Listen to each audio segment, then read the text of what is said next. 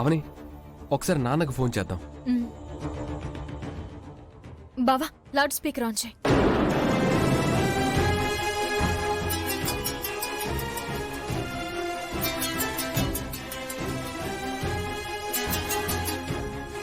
చెప్పు శ్రీకర్. నాన్న అమ్మకి ఎలా ఉంది నాన్న? మావయ్య అత్తయ్యకి బానే ఉంది కదా? కండిషన్ ఇంకా క్రిటికల్ గానే ఉంది. డాక్టర్లు కూడా ఏం చెప్పలేకపోతున్నారు.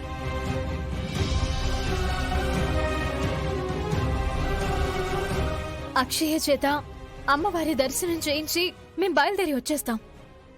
మీరు టెన్షన్ పడకండి మావయ్య, అత్తయ్యకేమీ కాదు.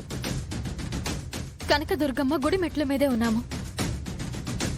ఆ అమ్మవారి కృప పెద్దమ్మ గారి మీద ఉండగా ఏ హానికరమో జరగదు.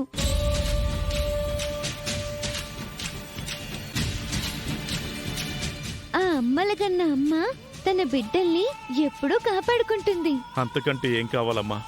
నీ మాటలు వింటుంటే కొంచెం కొంచెం ఆశ చిగురుస్తుందమ్మా. నీ నోటి పుణ్యమాని వేదవతి కోలుకుంటే నీ మేలు ఈ జన్మలో మర్చిపోలేమమ్మా. అక్షయ అంది అంటే అయిపోతుంది మామయ్య గారు, మీరు నిశ్చింతగా ఉండండి. ఈయనొకడు సంబంధం లేకుండా సై సై అంటాడు. నాన్న మీరేం టెన్షన్ పడకండి నాన్న, మేము తొందరగా వచ్చేస్తాం.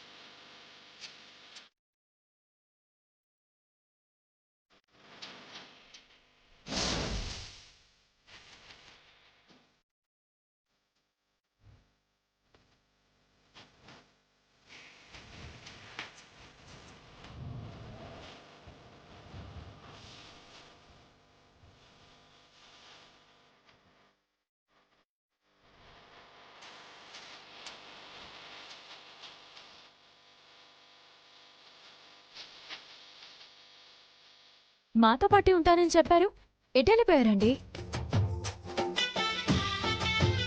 వేరే భక్తులకు ప్రసాదాలు కావాలంటే ఇప్పించొచ్చానులేండి.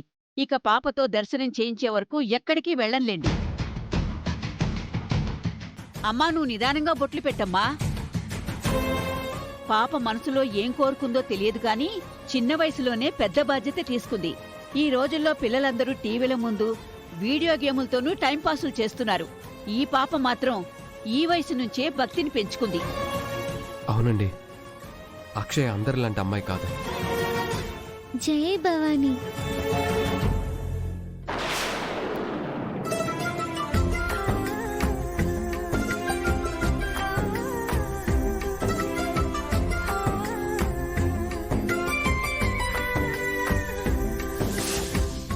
అవునా? ఇంకో నిమిషమైతే ఈ నీళ్ల పవర్ ఏంటో నీకే తెలుస్తుంది. పదం.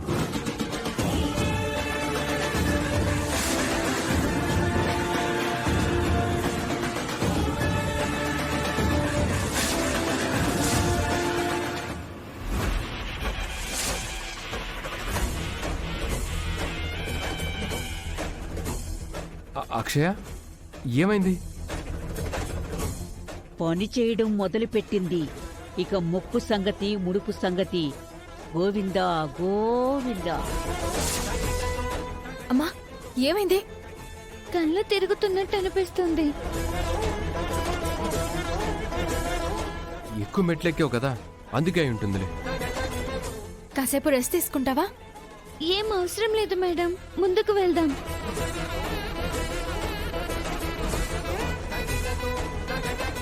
వెనక ఆగిపోయారేం? ముందుకు రండి. మీరు నడుస్తూ ఉండండి, నాకు చిన్న పనుంది. పదమ్మా. పదమ్మా. మ్,